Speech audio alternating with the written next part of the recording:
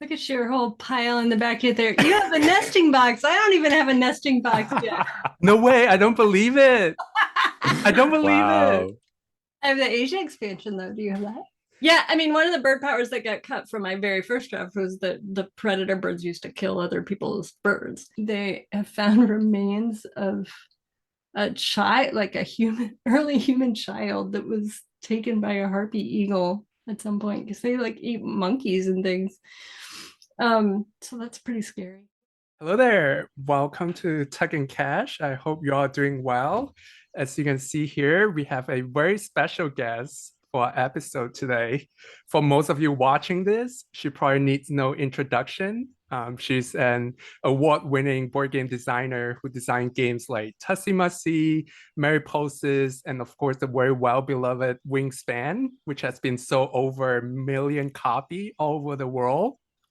And more excitingly, more recently, one of the latest installment from the Wingspan franchise has just been announced by Stonemaier Game, which is Wingspan Asia.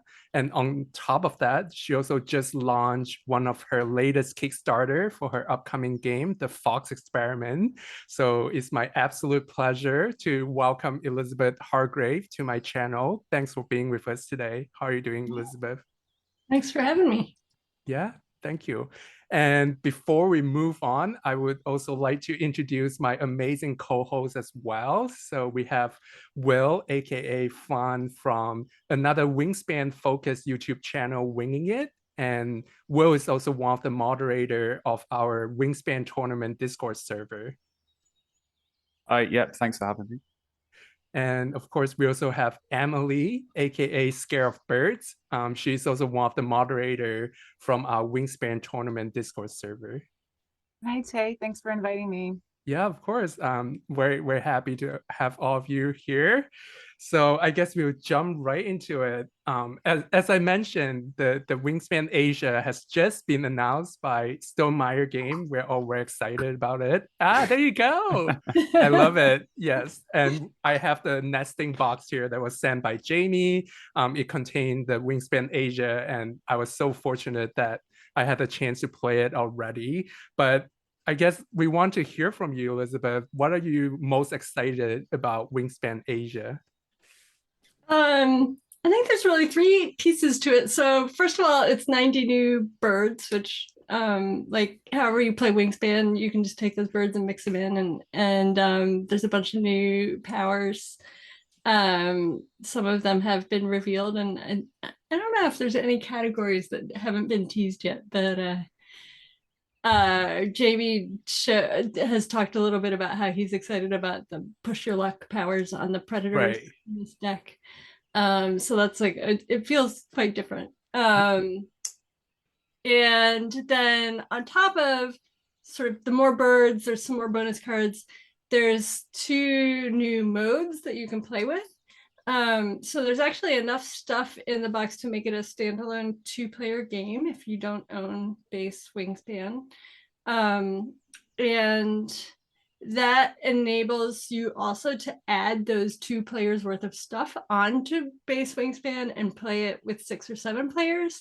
And we came up with a way for there basically to be 2 sets of resources on the table. So 2 dice towers, 2 sets of bird cards, and 2 active players at any given time. But then you're still interacting all around the table with like the pink powers on the birds and the hummingbirds and all of those sort of interactive bird powers, and you're all competing for the same end of round goals.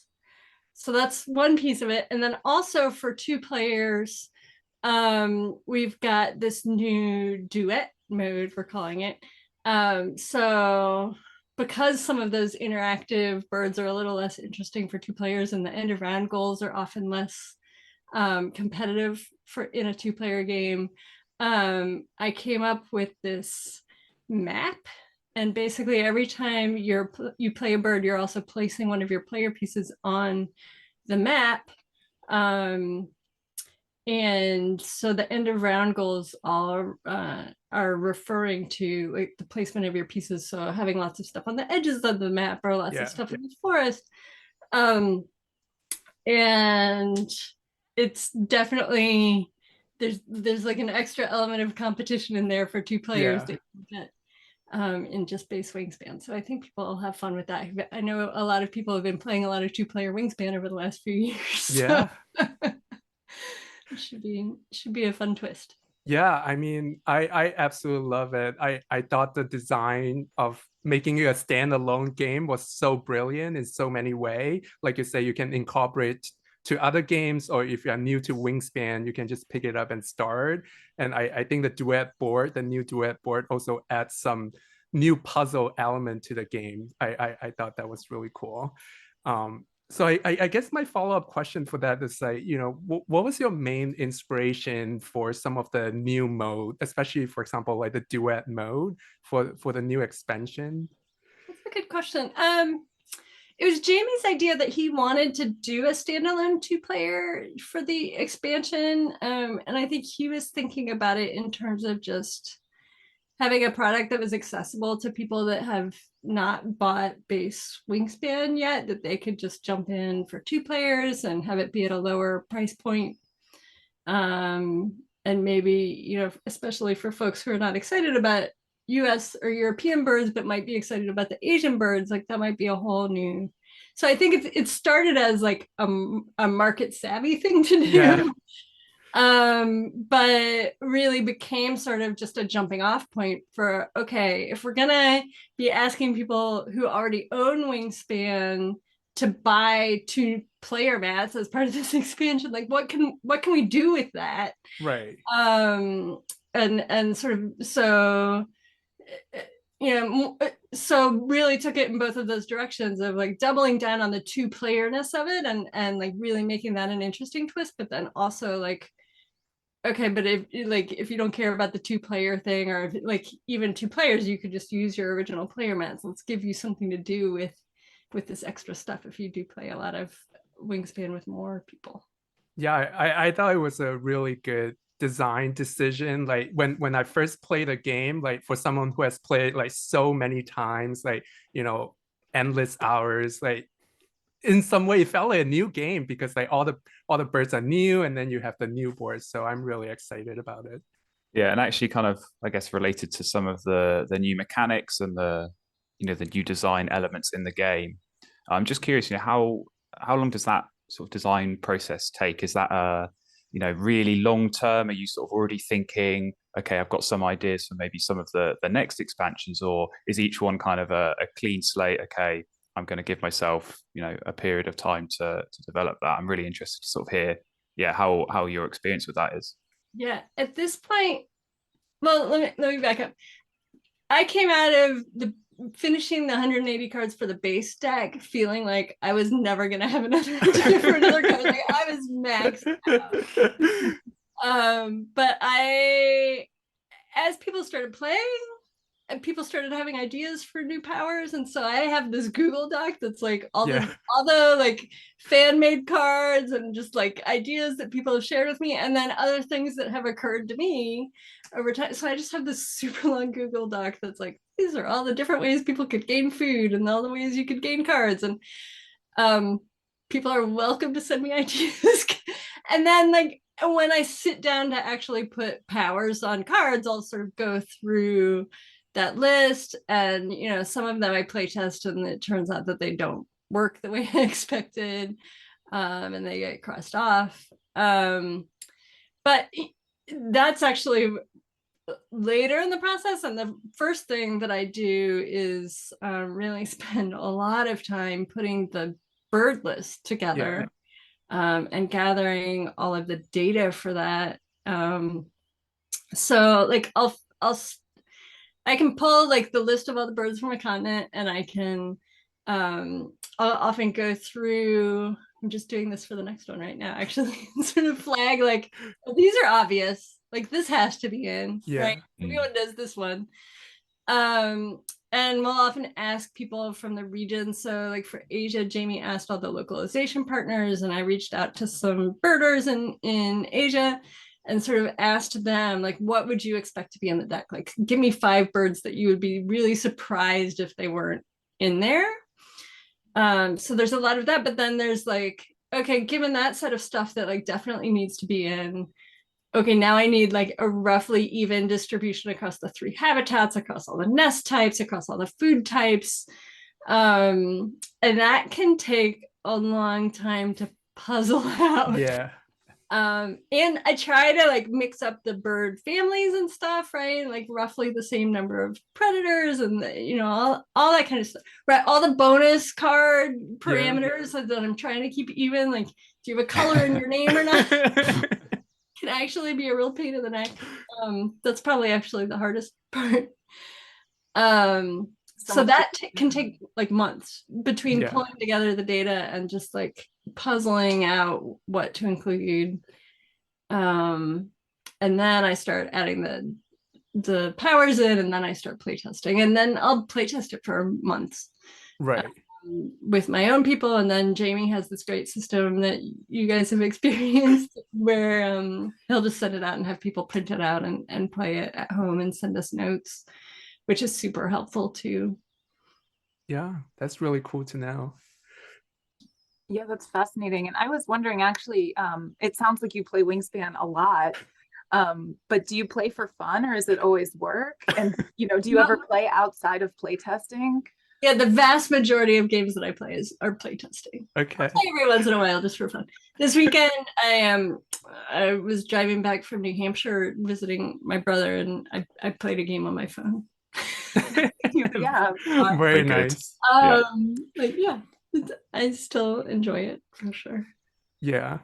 But it's very much a zero sum in general, just between like the time that you have for gaming is either playtesting or not playtesting, and it's like, yeah, you got to get the playtest done. Yeah.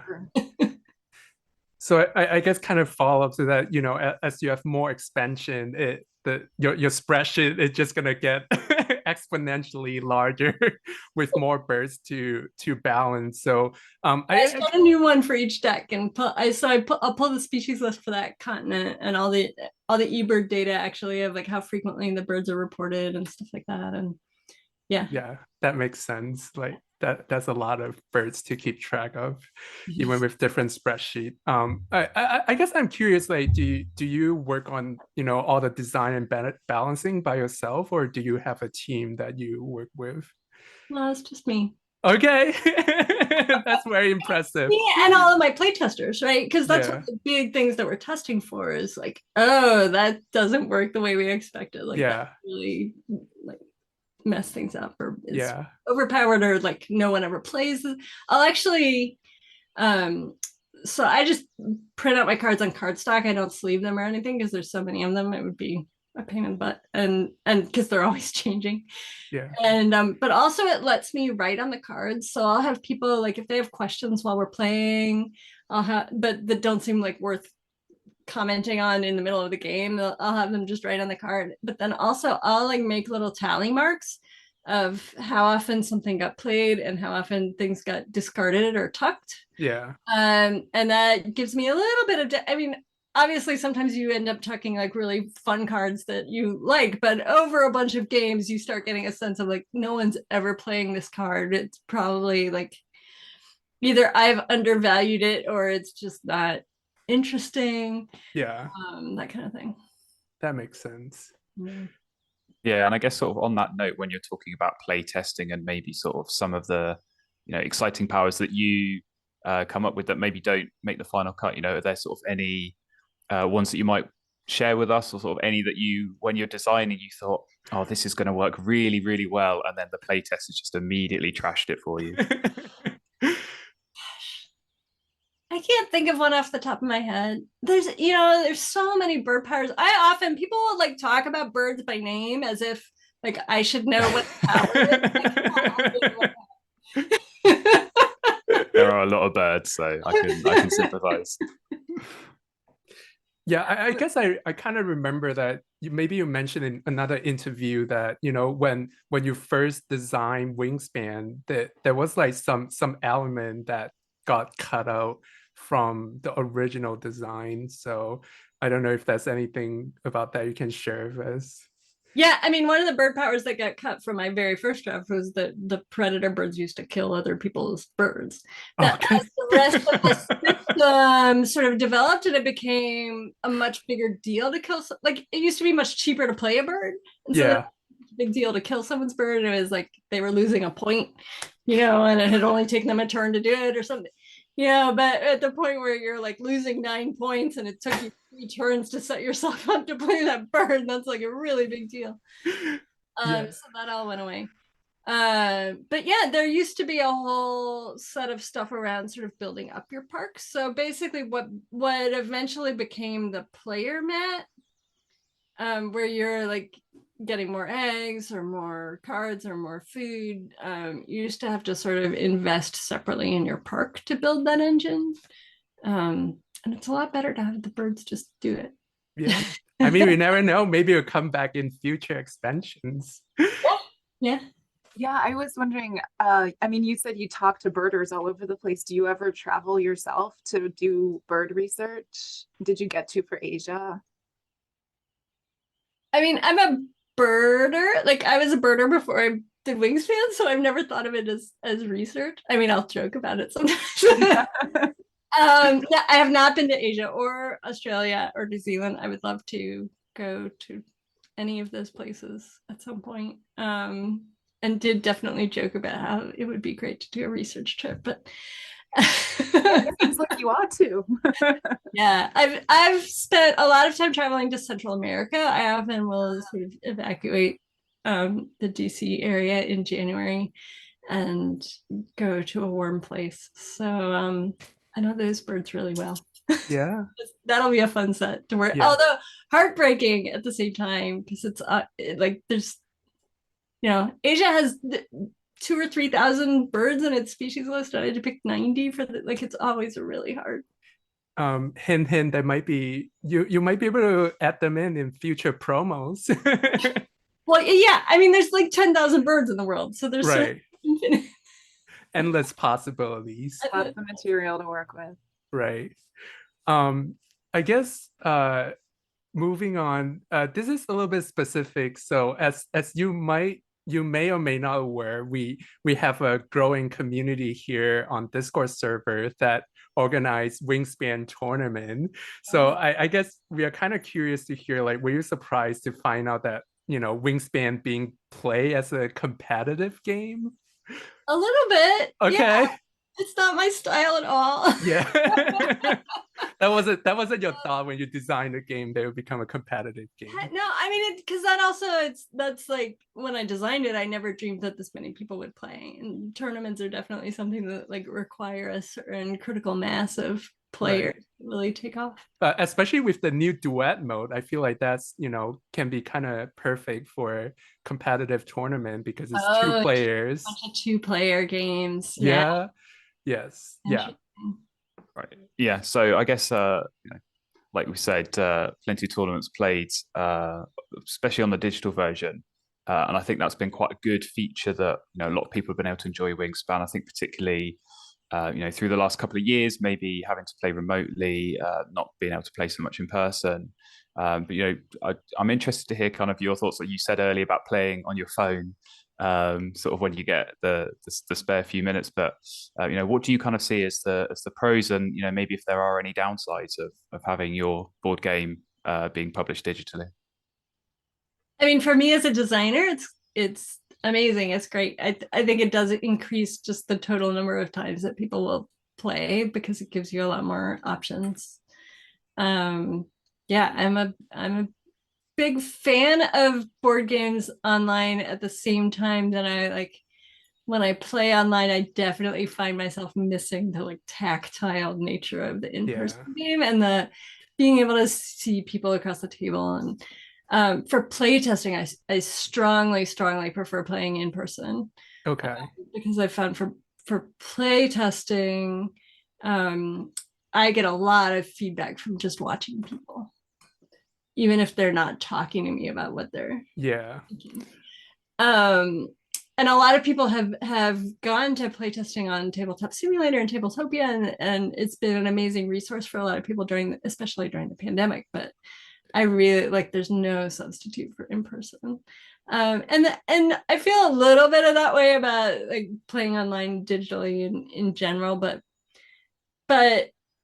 I feel like with playing it's less consequential. Like if you're happy playing online, then go for it. Okay. Yeah. Yeah. That makes sense. And did the digital release of Wingspan impact its popularity at all that you could tell? That's a good question. I don't watch the sales numbers that Okay. closely, so I don't know. Jamie might know. Thing to ask him to sort of do that analysis. I don't know if he's sat down and really thought about it. And there's so many other factors. Like board game sales are definitely seasonal.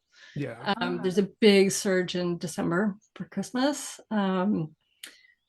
So I don't know if you could tell. I don't remember what month it went out on Steam. Right.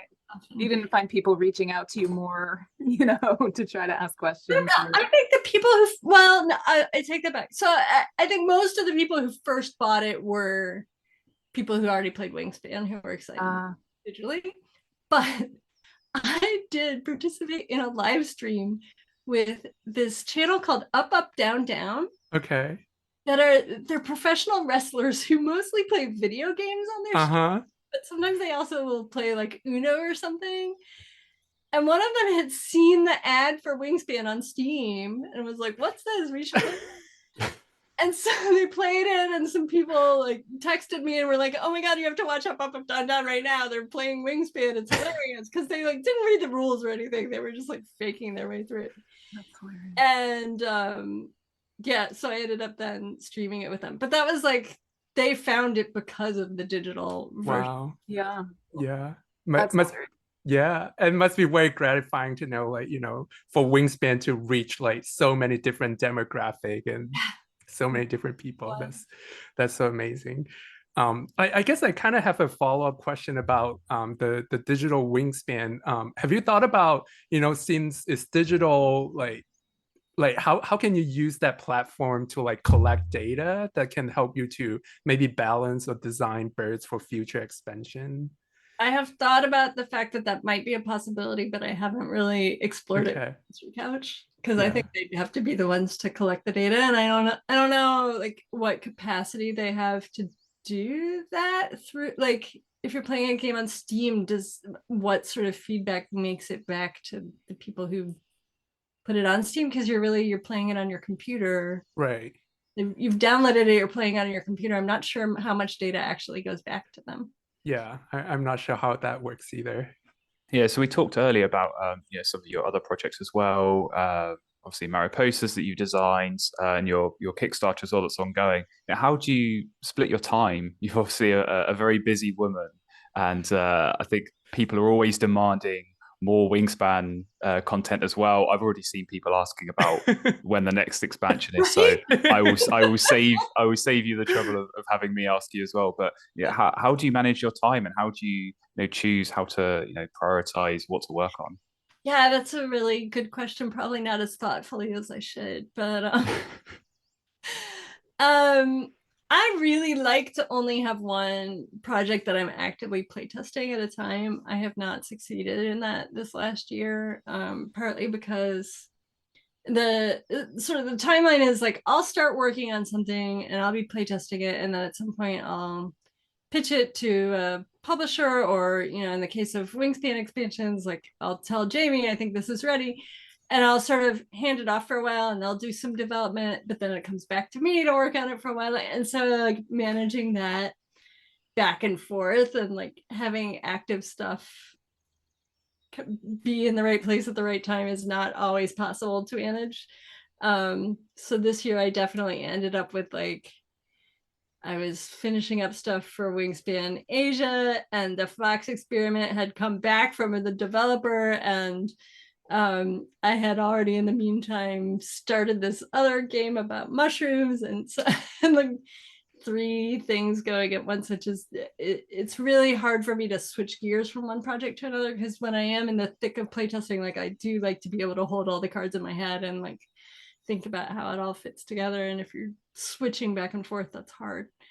So that's my preference to be sort of actively working on mostly one thing at once, but it's not always possible to do that. Yeah. I do feel really fortunate because Wingspan has been so successful that I don't feel like I have to grind quite as much as some other designers who are trying to make a living at board games.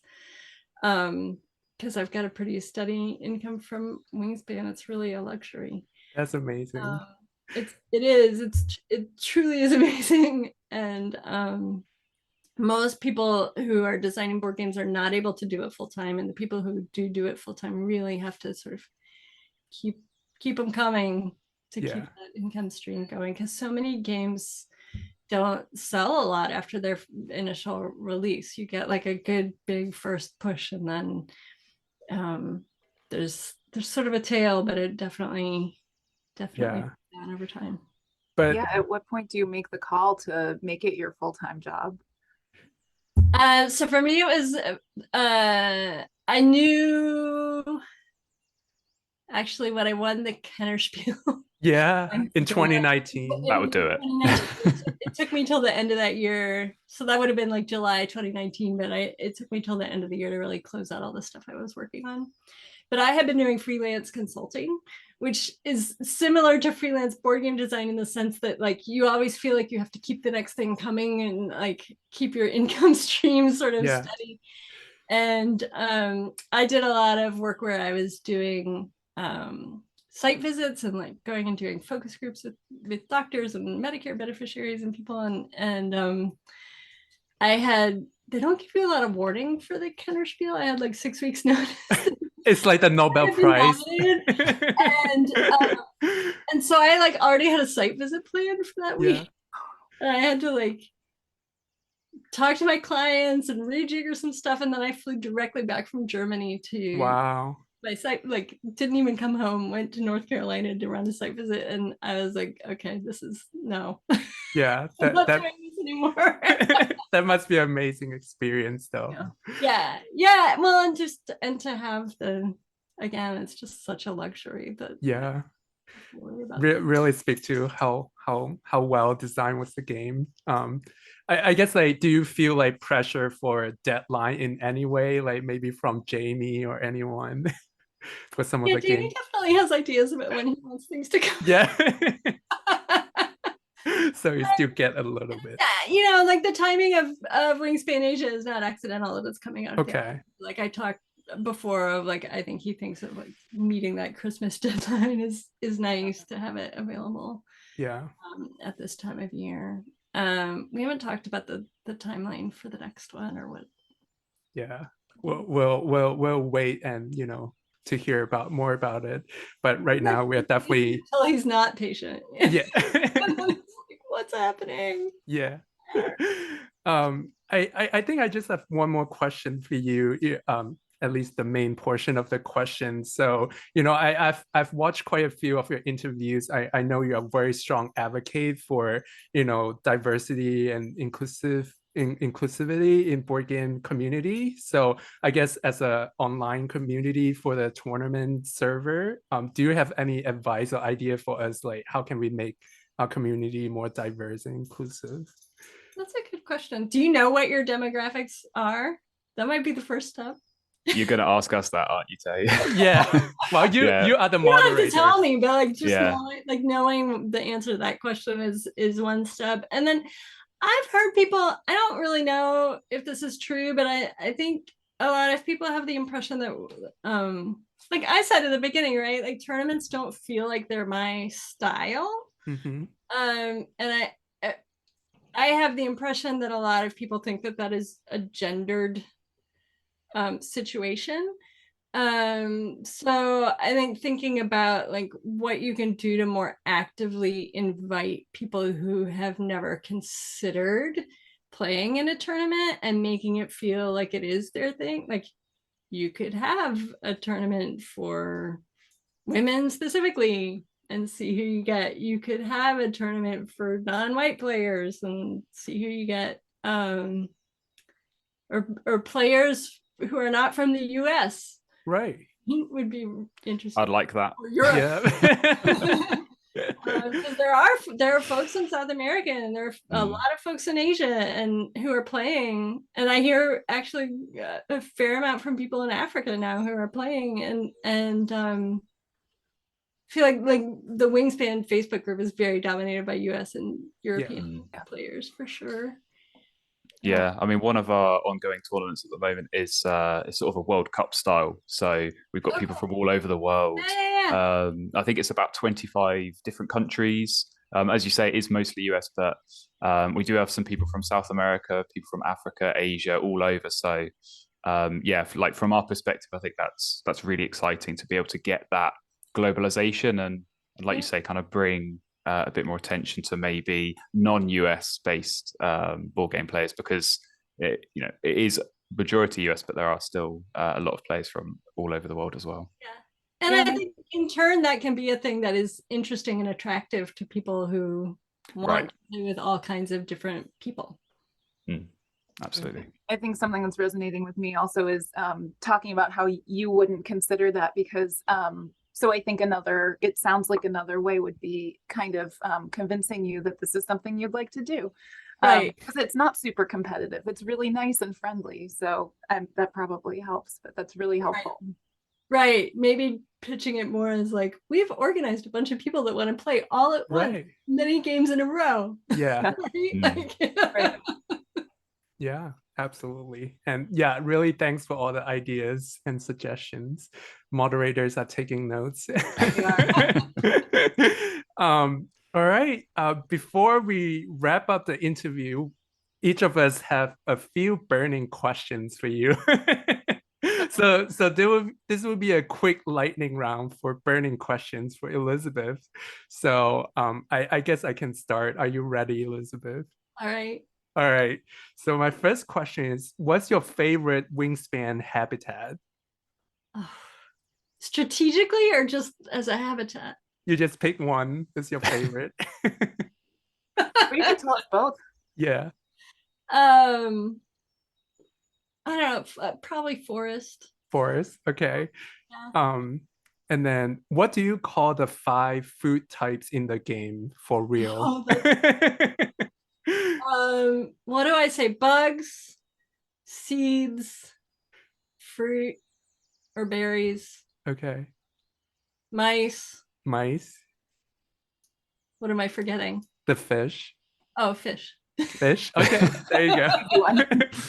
That one's easy. Does anyone call the fish anything but fish? That's interesting. Yeah, I don't think we have anything. No. Yeah. I think probably every one of the other ones has multiple names. But... Yeah. We on our server we have a very cute name for the bugs. Sometimes we call it the squiggly boy because it's so squiggly. I say invertebrates in the rulebook because some of the birds in the game that I have eating bugs they're eating like crayfish or shellfish or things like that. But yeah, that makes sense. I just call them bugs. All right. The next question is tugging or caching? Ooh, there's more birds that tuck. So probably tucking. I don't know. That makes caching special. I'm bad at dichotomies. But I'll take it. Tugging. Good answer. All right. All right, my turn now. So you said the forest is your favorite habitat. What about your favorite way to score points? Play birds, lay eggs? Do you just go with the flow? How do you approach it? I think I would describe myself as a go and see what you can make of it. And so I rarely am like, oh, I'm setting out this game to do a specific thing. Go with the flow. Go with the flow. Absolutely. All right. And obviously in the game, there's loads of really good bird illustrations. What's your favorite? I might have to go with the cover bird. Oh, which one? There's so many now. Yeah. But I have 3 on my wall that are just 3 colorful birds that we don't get scissortail flycatchers here in DC, but we get these 3. So I can very much approve of the indigo bunting choice. So, and yeah, last one from me. What's your favorite player count? Oh, probably 4. Okay. Nice. In the middle. That's like I don't know. In general, like for me, board gaming is so much about the social aspect of it. Right. 5, I will admit, gets long. Yeah. Oh, But, and 6 or 7 now as well. So well, 6 or Right. 7 will be more like a 3 or 4 yeah, player game once you get the hang of the simultaneous turns. It really does. Yeah. Yeah.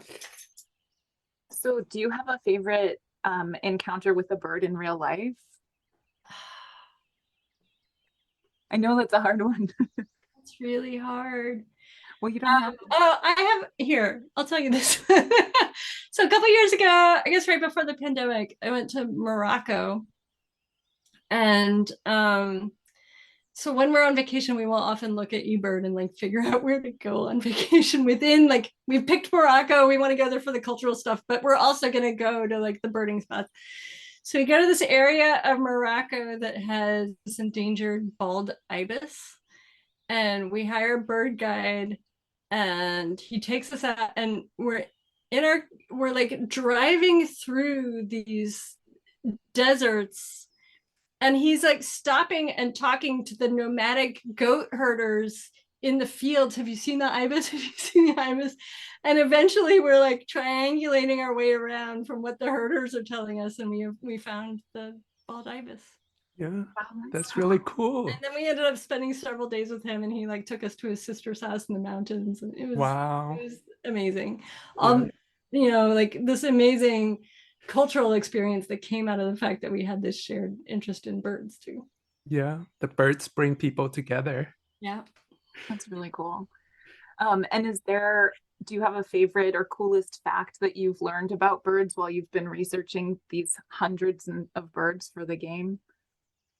I did not know that hornbills existed until I started working on this. And they're crazy. This is the card that I chose when Jamie let me tease. oh Yeah. yeah, The light is Yeah. terrible. Yeah. I'll show it. Yes, yeah. the hornbill. Yeah. Yep. It's a very pretty that was a bird. cool one. They're just, yeah, I have a thing for crazy peaks. Yeah. And they've got them. They've got 'em. And I'm asking this is kind of my question because I actually am scared of bird. Wingspan helped me warm up to them a little bit. I find them a little too unpredictable sometimes. You're But not the only person who feels that way. well, are there any birds that you find scary? I mean, there's like the harpy eagle is giant, and in the Smithsonian here they have an exhibit about human evolution, and they have in there that they think they have found remains of a child, like a early human child that was taken by a harpy eagle at some point, because they like eat monkeys and things. So that's pretty scary. Yeah, that counts. Yeah, Yep. that totally counts. Fair enough. Good one. Yeah. That's not just being scared of street pigeons. Yeah. Right. Yeah, that was very good.